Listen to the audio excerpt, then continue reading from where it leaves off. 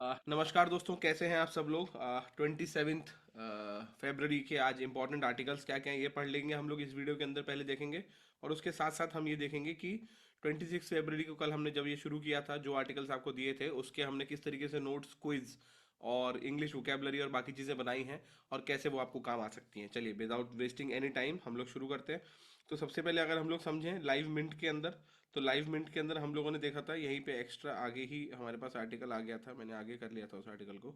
तो live mint के अंदर एक आर्टिकल इंपॉर्टेंट था और वो था यहाँ पे द वॉल स्ट्रीट जर्नल का आर्टिकल था, how a shifting AI chip market will shape the future of Nvidia. तो आपको पता होना चाहिए किस तरीके से एआई चिप मार्केट बन रहा है और क्या होना चाहिए, बस थोड़ा सा ही समझना है, ज़्यादा नहीं। इसके बाद में नेक्स्ट आर्टिकल जो हमारे पास आया था वो हमारे पास द इकोनॉमिस्ट का था, that don't give AI free access to work denied to human, है ना। आर्ग्यूज लीगल स्कॉलर, ये आपके लीगल पॉइंट ऑफ व्यू से बहुत इंपॉर्टेंट है, क्योंकि यही जो चीज़ें हैं नई, यही आपके पेपर के अंदर बहुत बार आती हैं पैसेजेस में। और अगर आप इसके बारे में पहले से पढ़ के नहीं बैठे होंगे तो आप उसको कर नहीं पाएंगे डी कोड सही तरीके से। तो आपको पढ़ना और समझना पहले जरूरी है कि ये किस तरीके से काम कर रहा है। देन इसके बाद में हम लोग में नेक्स्ट आता है funding a welfare state that last. ये भी अच्छा आर्टिकल है, ये आप लोग पढ़ लीजिए। आपके पेपर में एक बार को मैं दोबारा कहूंगा, ये हो सकता ना आए, पर पढ़ने के लिए अच्छा है। ये आर्टिकल आपके एग्जाम में भी आ सकता है। बहुत टफ, मतलब थोड़ा टफ है, आपको समझ में हो सकता है खुद से ना आए, क्योंकि बहुत ज़्यादा साइंस पर्सपेक्टिव है इसके अंदर। बट तब भी अगर आप कोशिश करेंगे तो आएगा, और नहीं आएगा तो हम लोग साथ में समझ लेंगे। Colour molecule, the are colour molecule the key to a room temperature quantum computer. ये क्वांटम कंप्यूटिंग, अगर क्वांटम कंप्यूटर आपको पता है कोई बिट्स क्या होते हैं, बिट्स क्या होते हैं, किस तरीके से क्वांटम कंप्यूटर पर काम कर रहा है, किस तरीके से क्वांटम कंप्यूटर के अंदर नए तरीके से वो लोग ज़्यादा डिफिकल्ट प्रॉब्लम तो संभाल सकते हैं, पर इजी प्रॉब्लम्स अभी भी जो स्ट्रीमलाइन कंप्यूटर्स हैं उन्हीं को सॉल्व करनी होंगी। तो वो समझने के लिए आपको ये अच्छा टॉपिक है।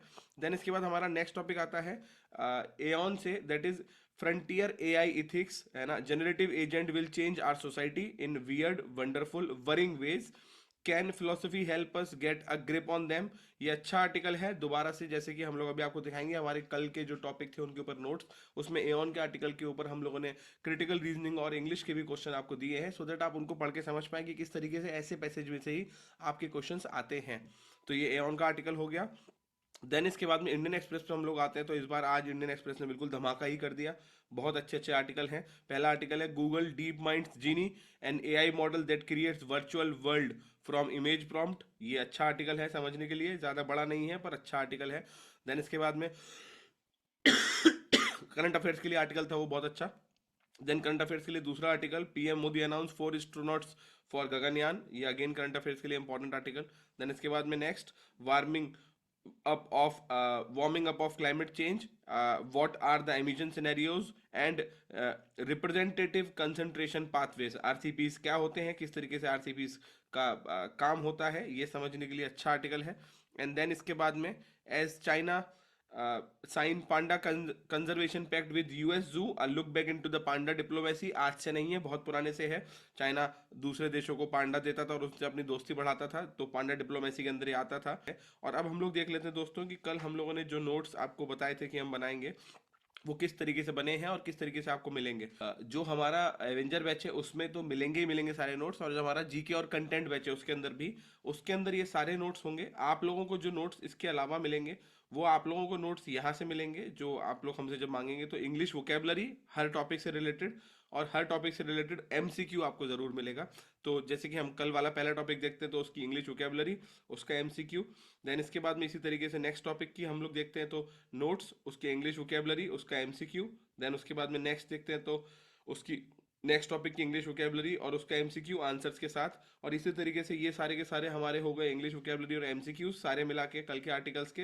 एंड देन फाइनली एंड में अगर हम लोग आके देखें, तो एंड में आके हम लोगों को मिलते हैं हमारे सीआर और जहाँ जहाँ पे जिन जिन टॉपिक्स में बच्चों अच्छे जीके के टॉपिक्स हैं, वो उसमें हम लोगों ने 5 की जगह 10 या 20 क्विज भी बनाए हैं, सो दैट आपको वो क्विज अच्छे से और वो टॉपिक अच्छे से कवर हो जाए।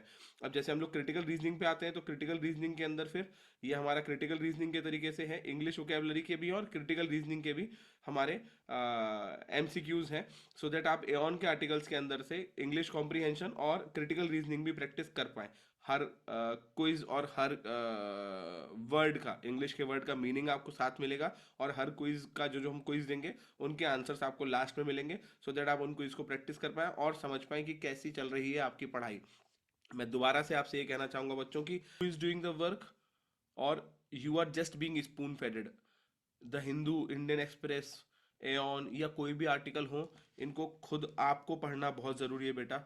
अगर आप इनको नहीं पढ़ रहे हैं तो कोई फ़ायदा नहीं है। अगर आप इनको नहीं कर पा रहे हैं तो कोई मसला ही नहीं है कि कोई और कर रहा है कि नहीं कर रहा है, क्योंकि पेपर आपको दे के आना है बच्चे।